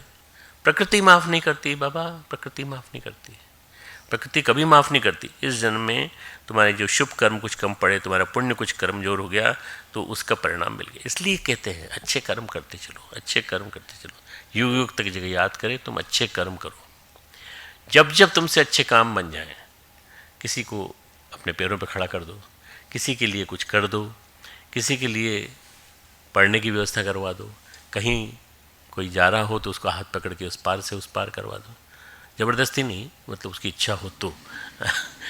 ये जो व्यक्ति अच्छे कर्म करता है, तो अच्छे कर्म करने के पीछे भी कुछ वो होना चाहिए। और ये फल मिलेगा नहीं हमें नहीं मालूम, पर हमारे पुण्य तो बढ़ रहे हैं ना। पुण्य का रेशो बढ़ाते चलो, पुण्य का रेशो बढ़ाते चलो। तुम्हारी पुण्य कमज़ोर हो गए इसलिए गड़बड़। ये जीवन का संविधान है। भगवान कृष्ण कहते हैं कर्मफल का सिद्धांत जीवन का संविधान है। इस संविधान को कोई नहीं बदल सकता, ये सब पे लागू होता है। जैसे हम भारत में रहते हैं तो हम पे भारत का संविधान लागू होता है, हम प्रकृति में रहते हैं तो हमारे पास प्रकृति का संविधान लागू होता है। कर्मफल का विधान जीवन का संविधान है, प्रकृति का संविधान है। और अगर जीवन हमने जिया है तो हमें चीखने चिल्लाने से काम नहीं होगा। हम इच्छा करते हैं, कर्म करते हैं, हम भूल जाते हैं। परिणाम यदि हमारे मन के अनुकूल होता है तो खुश होते हैं, प्रतिकूल हो गया तो चिल्लाते हैं। एक घटनाक्रम कर्म और सिद्धांत की एक और घटना है भक्त ध्रुव की। भक्तराज ध्रुव, ध्रुव महाराज उत्तानपाद के पुत्र थे। आप सबको मालूम है ध्रुव की कहानी बचपन से पढ़ाई जाती रही। हमारे यहाँ बचपन से सबको जान मालूम है कि ध्रुव की 2 माँ थीं, उनकी 2 रानियाँ थीं उत्तानपाद की, सुनीति और सुरुचि। ध्रुव सुनीति के पुत्र थे। सुरुचि को वो ज़्यादा पसंद करते थे और सुरुचि के ज़्यादा समीप होने के कारण, ज़्यादा नज़दीक होने के कारण महाराज ने सुनीति को उसके कहने पर घर से निकाल दिया। तो सुनीति और ध्रुव को पहले निकाल दिया गया वन में ध्रुव चले गए, वहाँ वन में पालन पोषण हुआ। तो उन्होंने पूछा, माँ मेरे पिता कौन है, मुझे किसकी गोद में बैठने का अवसर मिलेगा? तो उन्होंने कहा, बेटा तुम्हारे पिता को हम बता सकते हैं कौन है, तुम्हारे महाराज उत्तानपाद इस देश के महाराजा जो हैं वो तुम्हारे पिता हैं, इस देश के राजा हैं, बड़ा यश है उनका। पर उन्होंने अपनी पहली माँ जो बड़ी माँ है तुम्हारी, उनके कहने पे निकाल दिया। ध्रुव गया, उसने कहा मैं माँ से, माँ आप कहें तो मैं पिताजी से बात करूँ? करो बेटा, तुम परेशान मत हो ना, अगर डांट दें तो, या तुम्हारी बड़ी माँ डांट दे तो उन्होंने महाराज से कहा, महाराज मैं आपका बेटा हूँ, आप बहुत पहले निकाल दिया था आपने। तो सुरुचि का बेटा उत्तम भी वहीं था, ये ध्रुव भी वहीं थे। भगवान ने, राजा ने प्यार से अपने बेटे को अपनी गोद में बिठा लिया, प्यार करने लगे। तुम कैसे हो बेटा, कोई दिक्कत तो नहीं आती जंगल में, फल फूल मिल जाते हैं, सब कुछ है, ठीक है भाई, बेटे से बात कर रहे हैं इसलिए सब पूरी अच्छी तरह से। इतने में सुरुचि आ गई। सुरुचि आई, उसने ध्रुव को उतार के फेंक दिया, धकेल दिया, कहा तुम्हारा और तुम्हारी माँ का यहाँ कोई स्थान नहीं है, तुम अभागे हो, अपने दुर्भाग्य को वन में जियो, तुम अपना भाग्य ऐसे ही लेके आए हो। विमाता के द्वारा किया गया अपमान, पिता की उपेक्षा ध्रुव को बहुत चुभ गई, अंदर तक चुभ गई, बड़ी पीड़ा हुई। ध्रुव ने माता से कहा, माता कोई ऐसी युक्ति है जिससे मुझे ऐसी गोद मिल जाए, जो मुझे ऐसा पद मिल जाए, ऐसी गोद मिल जाए जिसमें मैं बैठ सकूं प्रेम से? तो बोले, हाँ बेटा, परमात्मा की गोद, पिता की गोद से भी बड़ी सुखदायिनी प्रेमदायिनी माँ भगवान की गोद है। तो भगवान की गोद में बैठने की कोशिश कर। तो कैसे बैठूं? भगवान नारायण भगवत भक्ति से प्रसन्न होते हैं। तो भगवत भक्ति कर, देखो अटल स्थान मिलेगा, अडिग स्थान मिलेगा, अविचल स्थान मिलेगा। मधुवन में ध्रुव ने तप करना शुरू किया। नारद जी मिले, ध्रुव को भगवान नारायण का मंत्र दिया, आप सब जानते हैं, ओम नमो नारायणाय, और कई 2-3 तरह के मंत्र थे उनकी। उससे मंत्र का जप करते रहे। वो मंत्र का जप करते करते जल्दी, क्योंकि चित्तभूमि बहुत परिष्कृत थी, साफ थी बिल्कुल, कोई पूर्व जन्म का कोई परेशानी नहीं थी। एक ही परेशानी थी जो मैं बताने जा रहा हूँ, बस उसकी वजह से तुरंत उनको भगवान के दर्शन हो गए। भगवान श्रीहरि को देखकर उनका सारा दुख, सारा सब संसार में सब समाप्त हो गया। प्रभु हमने तो साधना की थी कि कोई पद मिले, हमारी इच्छा, हमने तो साधना की थी कोई पद मिले, हम आपकी गोद में बैठ सकें। तो आपको देख करके सारी इच्छाएं, सारे संकल्प, सारे हमारी जो महत्वाकांक्षा थी वो खत्म हो गई। अब हम बस आपकी भक्ति करना चाहते हैं और कुछ नहीं। भगवान ने कहा, ध्रुव तो हमारे भक्त हो, भक्त तो पिछले जन्मों से हो, लेकिन चित्तभूमि निष्कलंक होनी चाहिए। तुम्हारी चित्तभूमि में एक संपूर्ण रूप से स्वच्छता में थोड़ी सी कमी है, स्फटिक की तरह से निर्मल होना चाहिए ये तुम्हारी चित्तभूमि। तुम्हारी इसमें एक कमी है कि जब तुम पिछले जन्म में अपने ऋषि थे, तपस्या कर रहे थे, तो कर्म और कर्मफल का विधान वहाँ भी उसने नहीं तुमको छोड़ा। तुम्हारे पिता ऋषि थे और ध्रुव तपस्वी थे। ध्रुव चाहते थे भक्त बने, भगवान के आराधना में जीवन बिताएं। इसी बीच क्या हुआ कि एक दिन वहाँ के राजा आए, राजा आश्रम में आए, उनका आतिथ्य हुआ। आतिथ्य में परोसने का दायित्व ध्रुव को भी मिला। उसने देखा कि तरह तरह के व्यंजन बने, उसने देखा इतनी बड़ी सेना आई, इतने सब कुछ देखे, और मन में चतुरंगिणी सेना को देखकर, सैनिकों की करबद्ध कतारें देखकर उसको लगा, क्या हम भी राजा बन सकेंगे कभी? क्या हमारे मन में भी इच्छा पैदा हो सकती है कि क्या हम भी राजा बनेंगे? बस ये जो है ना, ये इच्छा एक भोग बन गई, भोग प्रारब्ध बन गई ये मन में। उन्होंने कंदमूल फल खाए थे, स्वादिष्ट भोजन तो कभी नहीं किया था। स्वादिष्ट भोजन किया था उनका जीवन क्रम में का ये स्वरूप, इसका वैभव भी होता है। ध्रुव के मन में एक लहर उठी, एक संकल्प उठा, काश भगवान हमें भी ऐसा कुछ देता। इच्छा उठी, तपस्वी की जो इच्छा होती है, तपस्वी का संकल्प होता है, तत्काल कर्म बीज बन जाता है। कर्म बीज बन गया। ध्रुव तुम्हारे मन की उस इच्छा को पूरा करना होगा। भगवत प्राप्ति के लिए तुमने मेरी प्राप्ति के लिए जितना तप किया है, उस तप से तुम्हें अब राजा बनना पड़ेगा। चक्रवर्ती राजा, और तुम पिछले जन्म की इच्छा को पूरा करो, फिर तुमको मेरी गोद मिलेगी, फिर तुमको मेरा स्थान मिलेगा। तब तक तुम्हारा कर्म बीज, कर्म फल, कर्म संस्कार सभी से मुक्त हो जाओगे, तभी तुमको मिलेगा। मित्रों, प्रकृति के पार भगवत प्राप्ति है, प्रकृति से पहले नहीं, प्रकृति के पार है भगवत प्राप्ति। पहले तुम प्रकृति को संतुष्ट करो, प्रकृति को पार करो, क्रॉस द ब्रिज ऑफ प्रकृति, फिर मेरे पास पहुंचोगे, चक्रवर्ती सम्राट बनो। जो इच्छा का परिपाक हुआ उस जीवन में नहीं हुआ, अब इस जीवन में हो गया, राजा बन गए, चक्रवर्ती सम्राट बने, पर कोई नया कर्म नहीं जोड़ा उन्होंने, नया प्रारब्ध नहीं जोड़ा उन्होंने, और बहुत अच्छी तरह शासन चलाया, बहुत दान किया, बहुत पुण्य किया, और सब कुछ करके जब शरीर समाप्त हो गया उनका, तब वो फिर पूरी तरह से भगवान के पास पहुँचे। भगवान ने उनको ध्रुव तारे के रूप में स्थापित कर दिया। तुमको मालूम है, कहानी मालूम है ना पूरी। तो इसी वजह से कि एक प्रारब्ध मिट गया और एक जो फल था वो मिला। स्वामी विवेकानंद कहते हैं, फल शुभ अशुभ कर्मों के, शुभ कर्मों के हैं शुभ फल, किसकी सामर्थ्य बदल दे ये नियम अटल। मैंने पिछली बार भी सुनाया था तुमको, अविचल, ये नियम अटल, अमल, अविचल, कोई नहीं बदल सकता।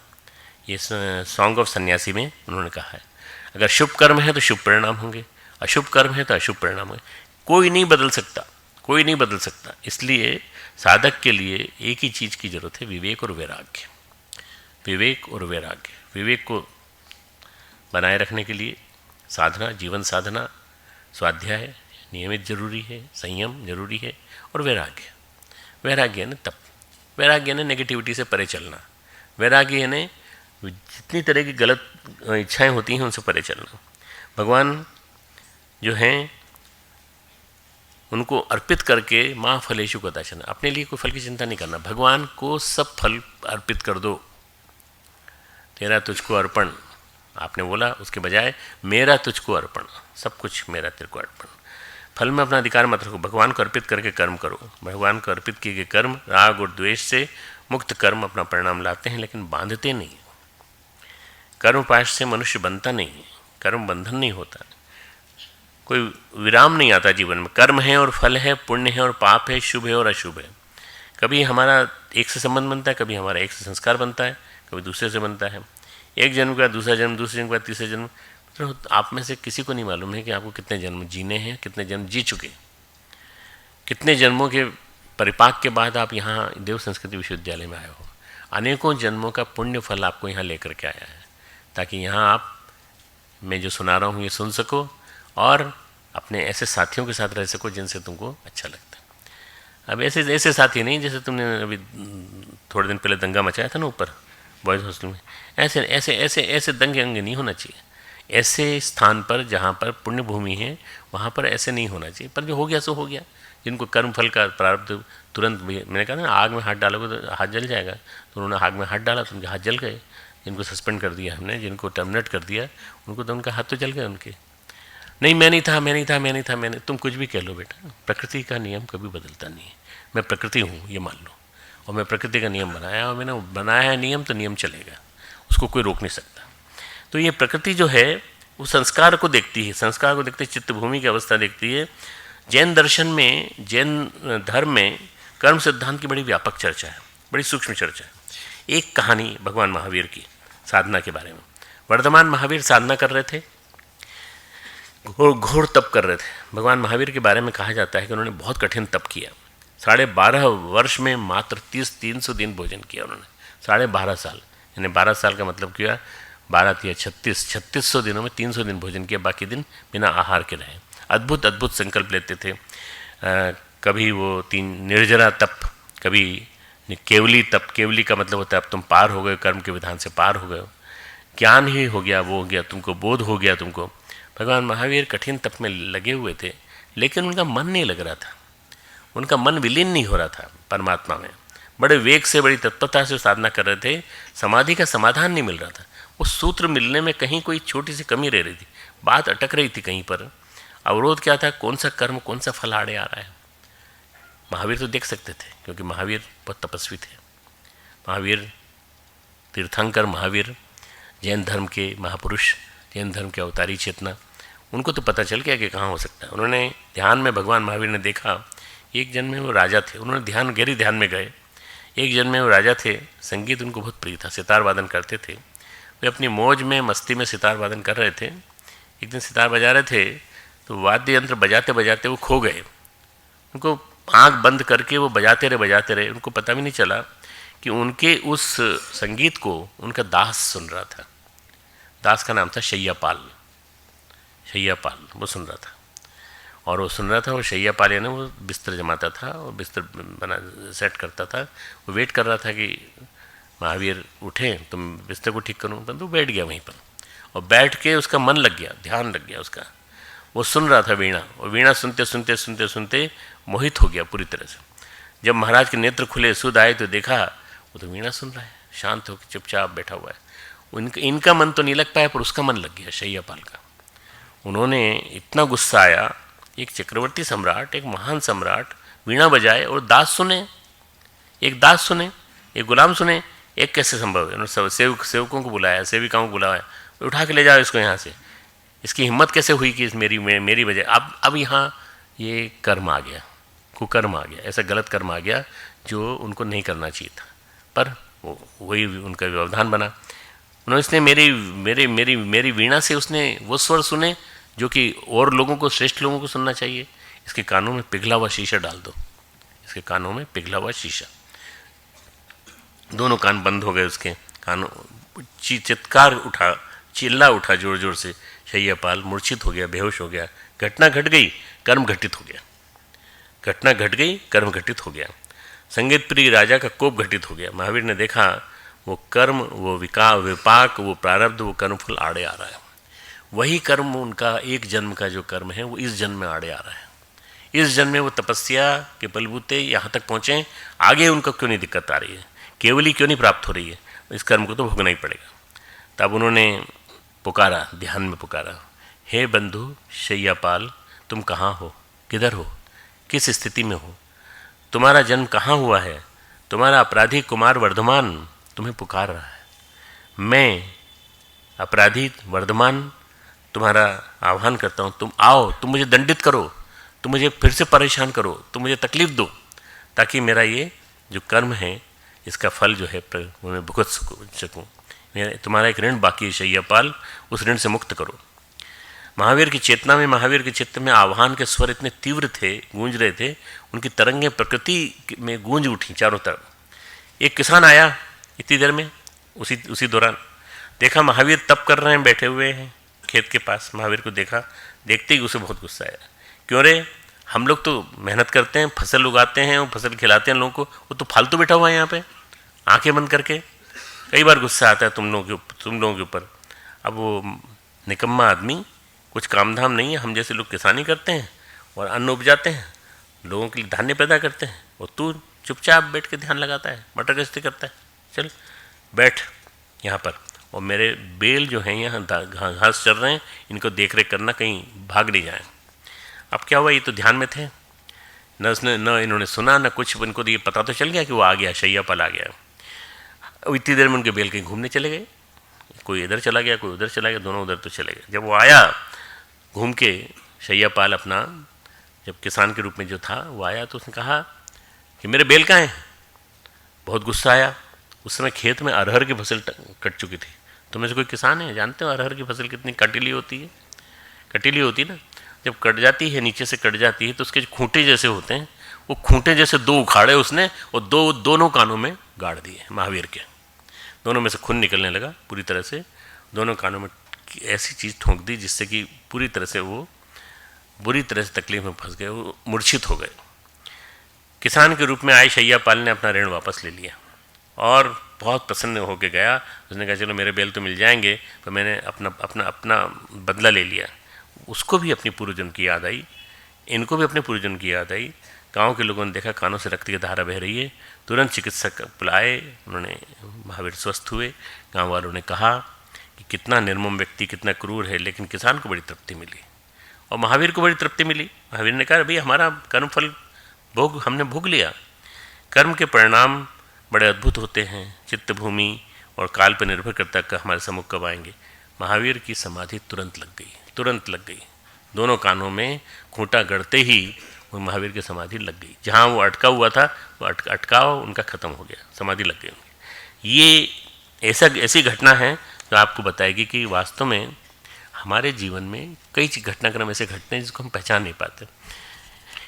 एक श्लोक और है भगवद गीता का, जो 3 अध्याय का 33वां, सदृशम चेष्टते स्वस्याः प्रकृति ज्ञानवानपि प्रकृतिम यान्ति भूतानि निग्रह किं करिष्यति। तुम्हारा हट क्या करेगा, तुम्हारा हट क्या करेगा, तुम्हारी जिद क्या करेगी। प्रकृति के सामने तुम्हारा जिद नहीं चल पाएगी, प्रकृति के सामने किसी की जिद नहीं चल पाती। इसलिए जो किसान है वो खेत के लिए बीज तैयार करता है, भूमि तैयार करता है, खाद पानी लगाता है, काल की कृपा का, देव की कृपा का इंतजार करता है, पर उसके बीच में आ जाता है ओला, बारिश, तूफान, आंधी, और पता चलता है, मैंने पूछ रहा था ऐसे क्योंकि मुझे बहुत ज़्यादा जानकारी खेती की नहीं है, तो मैं अपने ड्राइवर जिसकी खुद की खेती है उससे पूछ रहा था, अरुण से, कि ये क्या हो जाता है जब ओले गिरते हैं। तो बोले ओले गिरने के बाद ये लेट जाती है फसल, उसके बाद हवा चलती है, तो हवा चलने के बाद फिर उठती नहीं है, तो फिर दानों में प्राण नहीं आता, फिर ये पूरी फसल बर्बाद मानी जाती है। ये किसान ने तो अपना मेहनत कर ली, पर किसान की मेहनत उसके प्रतिफल मिलने के बीच में ये बाधा आ सकती है। कर्मफल का विधान, कर्मफल का सिद्धांत किसी व्यक्ति के द्वारा बताया सिद्धांत नहीं है, ये प्रकृति का विधान है। सबसे ज़्यादा जरूरी है कर्म की श्रृंखलाओं में हम न बंधें, हम कर्म की श्रृंखलाओं में न बंधें, ऐसा कर्म न करें, ऐसा कुकर्म न करें, ऐसा गलत काम न करें जिससे कि हमारे साथ ऐसा कुछ भोग बन जाए जो आने वाले कई जन्मों में हमको परेशान करें। कर्मयोग की साधना केवल कर्मयोग ऐसा है जो कर्म की श्रृंखलाओं से व्यक्ति को मुक्त कर सकता है। भगवान कहते हैं कर्म किए बिना तुम रह नहीं सकते, नहीं कश्चित क्षणमपि जातु तिष्ठति अकर्मकृत। किसी भी जन्म में तुम बिना कर्म किए रह नहीं सकते।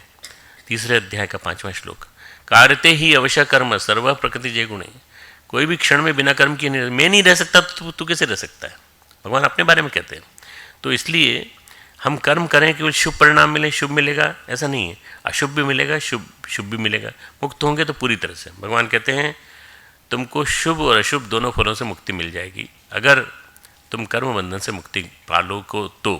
इसलिए भगवद गीता में भगवान कृष्ण एक साधना के नवीन फैकल्टी का उद्घाटन करते हैं, कर्मयोग का, और कहते हैं जो कर्मफल के सिद्धांत से पार जाता है, जैसे कि धरती में एक नियम है गुरुत्वाकर्षण का, जो चीज़ हमें धरती से ऊपर फेंकेंगे नीचे आएगा, और जो उसको कक्षा को पार कर जाएगा। जैसे हमने कल सैटेलाइट छोड़ा, और हमने एक ऐसा सैटेलाइट छोड़ा है जिससे कि हम दूसरे सैटेलाइट को भी डिस्टर्ब करके नीचे गिरा सकते हैं।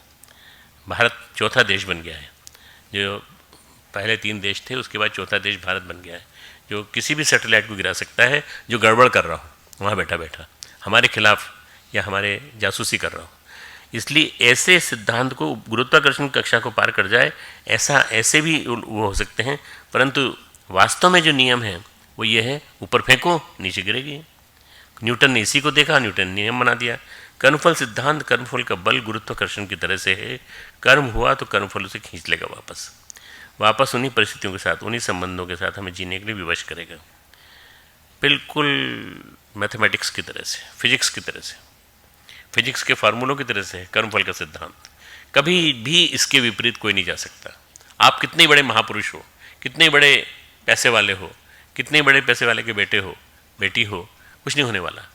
अपना खुद का जीवन तुम खुद लेके चल रहे हो, और अपने बारे में सोचो कि तुम अच्छे कर्म करने के लिए स्वतंत्र हो, बुरे कर्म करके तुम बंधने के लिए भी स्वतंत्र हो।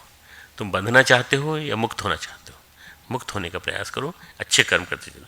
इसलिए सामान्य कर्म जो हैं जैसे परिणाम आएंगे, हमें जन्म का बंधन नहीं है, जन्म की रेखा बांधती नहीं है। आवश्यक नहीं है कि जो कर्म हमने अभी किया उसका परिणाम अभी मिले, पर हमें देर सवेर जरूर मिलेगा। अगर आपने अच्छे काम किए हैं तो उसका फल मिलेगा। आपने मिशन के लिए कुछ काम किया है तो मिलेगा। आपने हमारी गंगा नदी को साफ करने में मदद की है, परिणाम मिलेगा। आपने गुरुदेव के विचारों को घर घर बांटा है, परिणाम मिलेगा। अगर आपने गुरुदेव की कही हुई बातों को समझा है और मिशन को समझा है तो परिणाम मिलेगा। आपने कोई बुरा काम नहीं किया है, मैं कहता हूँ चलो अच्छा काम नहीं है, कोई गया कोई बात, कोई बुरा काम नहीं किया है, परिणाम जरूर मिलेगा। अब बुरा काम जो है आपको डिसाइड करना है कि कौन सा बुरा काम ऐसा हो सकता है जिससे किसी की भावनाओं को चोट पहुंची हो। कर्मफल के सिद्धांत में मूल तक कुछ बातें हैं, लास्ट में समराइज कर रहा हूँ। एक, कर्म का स्वरूप, क्रिया, इच्छा। हमारे दूसरे एक कर्म का स्वरूप इच्छा और क्रिया, दूसरा शुभ अशुभ भाव। पहला कर्म का स्वरूप इच्छा क्रिया, दूसरा हमारे शुभ अशुभ भाव, तीसरा हमारे शुभ अशुभ संकल्प। हम भी संकल्प भी तो गलत ले लेते हैं, मैं ऐसा करूँगा, मैं ऐसा करूँगा, वो गलत भी कर सकते हैं। और ये सब मिलकर के हमारा चारों इन तीनों की चीज़ों से मिलकर के चौथी चीज़ बनती है, इसका नाम है कर्म। कर्म हमारी चित्त भूमि जहाँ पर कर्म बीज बोया जाता है, कर्म की ऊर्जा, कर्म का परिणाम जहाँ पर अपना स्वरूप ग्रहण करता है, वो चित्त भूमि में अंकुरित होता है, जा करके सहायता करता है, परिस्थितियों को जन्म देता है। गोस्वामी जी कहते हैं, तुलसीदास जी, जस होई भवितव्यता तैसे मिले सहाय, आप ही आए ताही पे ताही तहाँ ले जाए। कर्मफल या तो हमारे सामने आकर घटित हो जाता है हमारे जीवन में, या फिर हमको वहाँ ले जाता है। जैसे उस किसान को लेकर के आया, वहाँ महावीर थे, वहाँ पर उसको उस घटनाक्रम तक, स्थान तक ले जाता है। मेरे साथ एक्सीडेंट हुआ था 1976 में।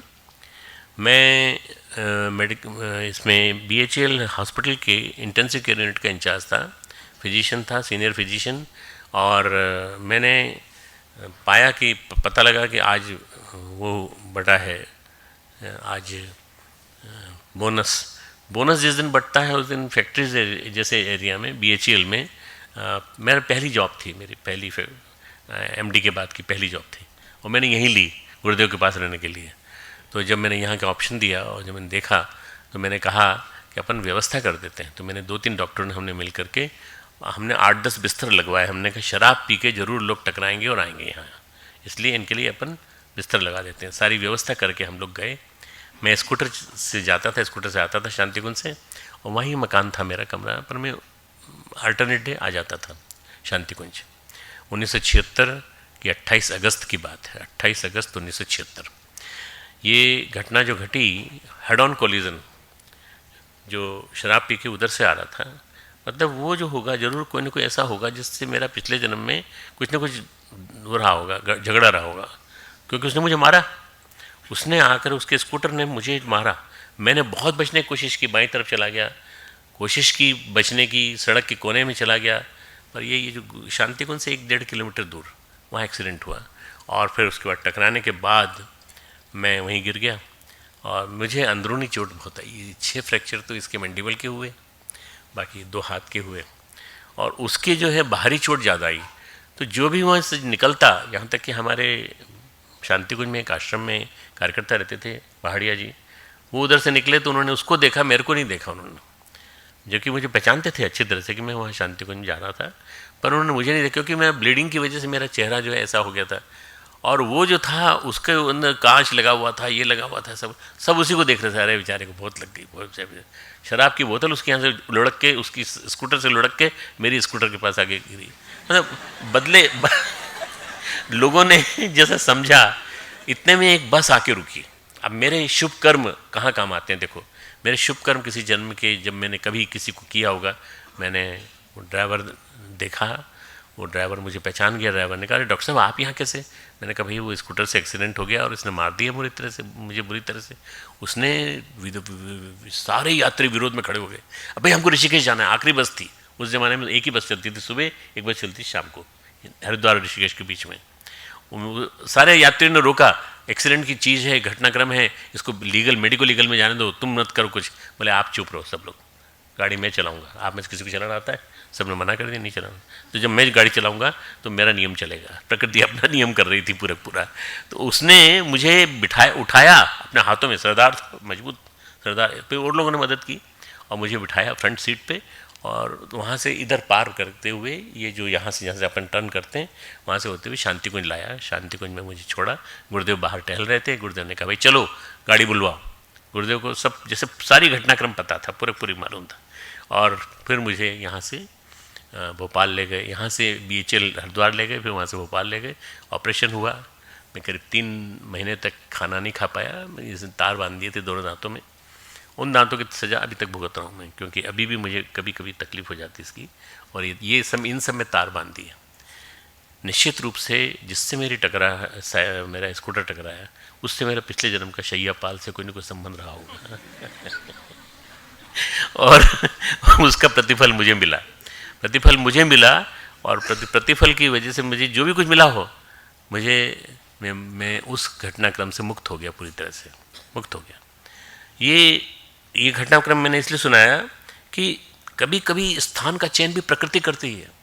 इस स्थान का चयन भी प्रकृति ने किया कि यहीं आएगा, वो भी स्कूटर लेके आएगा, ये भी स्कूटर लेके आएगा, यहीं टकराना है दोनों को। प्रकृति बड़ी विलक्षण है, प्रकृति दिव्य है, और प्रकृति ही का सम्मान हमको करना चाहिए। जब कर्म हमारे कर्म को उभारता है तो उस स्थान पर पहुंचाता है जहाँ पे घटना घटनी संभव है।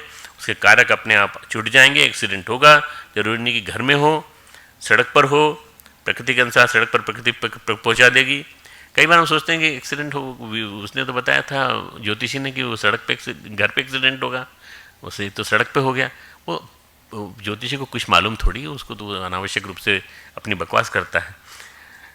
वहाँ लाएंगे देश स्थान की महिमाएं, कर्म के व्यू से, काल के व्यू से, स्थान के व्यू से। अगर कोई चीज़ ऐसी है जो निकाल सकती है, मुक्त कर सकती है, तो वो कर्मयोग है।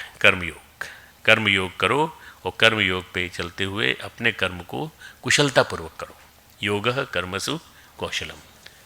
बस आरती के लिए आ जाओ।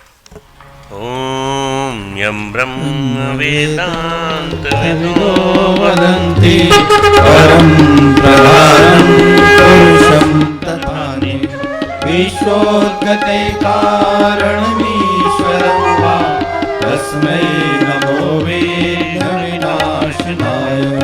ॐ यं ब्रह्मा वर्णेन्द्ररुद्रमरुतः शृण्वन्ति दिव्यैस्तवैः वेदैः शाङ्गपदक्रमोपनिषदैः गायन्ति यं सामगाः। ध्यानावस्थिततद्गतेन मनसा पश्यन्ति यं योगिनो यशान्तं न विदुःसुरासुरगणाः। देवाय तस्मै नमः, देवाय तस्मै नमः। ओम जय भगवत गीते, जय जय भगवत गीते। हरि कमल विहारिणी, हरि कमल विहारिणी, सुंदर सुपुनीते। ओम जय भगवत गीते। कर्म सुमर्म प्रकाशिनी कामा शक्ति हरा, कामा शक्ति हरा। तत्व ज्ञान विकासिनी, तत्व ज्ञान विकासिनी, विद्या ब्रह्म परा। ओम जय भगवत गीते। निश्चल भक्ति विधायिनी, निर्मल मलहारी, निर्मल मलहारी। शरण रहस्य प्रदायिनी, शरण रहस्य प्रदायिनी, सब विधि सुखकारी। ओम जय भगवत गीते। राग द्वेष विदारिणी, कारिणी मोद सदा, कारिणी मोद सदा। अवभयहारिणी तारिणी, अवभयहारिणी तारिणी, परमानंद प्रदा। जय भगवत गीते। आसुर भाव विनाशिनी, नाशिनी तम रजनी, नाशिनी तम रजनी। दैवी सद्गुणदायिनी, दैवी सद्गुणदायिनी, हरि रसिका सजनी। ओम जय भगवत गीते। समता त्याग सिखावनी, हरि मुख की वाणी, हरि मुख की वाणी।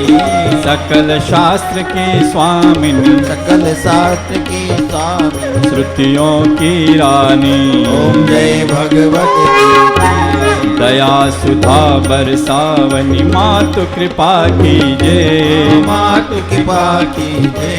हरिपद प्रेम दान कर, हरिपद प्रेम दान कर, अपनों कर लीजे। ओम जय भगवत गीते। ओम जय भगवत गीते, जय जय भगवत गीते। हरि कमल विहारिणी, हरि कमल विहारिणी, सुंदर सुपुनीते। ओम जय भगवत गीते। ओम जय भगवत गीते। ओम जय भगवत गीते। दोनों हाथ ऊपर कर लें, आरती लेने का लाभ। ओम भूर्भुवः स्वः तत्सवितुर्वरेण्यं भर्गो देवस्य धीमहि धियो यो नः प्रचोदयात्। दोनों हाथों को रगड़ें, अपने शरीर पर, मस्तक पर, हृदय पटल पर, दोनों हाथों में लगाने की कोशिश करें। प्रार्थना करें कि हमारे अंदर ऊर्जा आए और हमारे अंदर ज्ञान का प्रकाश अच्छी तरह से फलित हो। उस गुरु सत्ता को नमन जिनकी कृपा से आज का स्वाध्याय संभव हो पाया। ओम नमो स्तुवन्ताय सहस्रमूर्तये सहस्रपादाय शिरोरुबाहवे सहस्रनाम्ने पुरुषाय सरस्वते सहस्रकोटि युगधारिणे नमः सहस्रकोटि युगधारिणे नमः। शांति पाठ अगली क्लास जो है ध्यान की है 4 तारीख को। उसके अगले दिन से मतलब नेक्स्ट टू नेक्स्ट 6 तारीख से हम लोग नवरात्रि की 9 क्लासेस शुरू करेंगे। पर डे 1 क्लास होगी नवरात्रि क्लासेस, ठीक है। खाना पूरा खाना, ऐसा मत करना कि तुम खाना वाना अधूरा करो। पूरे नियम अगली बार बता दूंगा, ठीक है। ओम द्यौ शान्तिरन्तरिक्षगं शान्तिः पृथिवी शान्तिरापः शान्तिरोषधयः शान्तिः वनस्पतयः शान्तिर्विश्वे देवाः शान्तिर्ब्रह्म शान्तिः सर्वगं शान्तिः शान्तिरेव शान्तिः सामा शान्तिरेधि। ॐ शान्तिः शान्तिः शान्तिः सर्वारिष्ट सुशान्तिर्भवतु।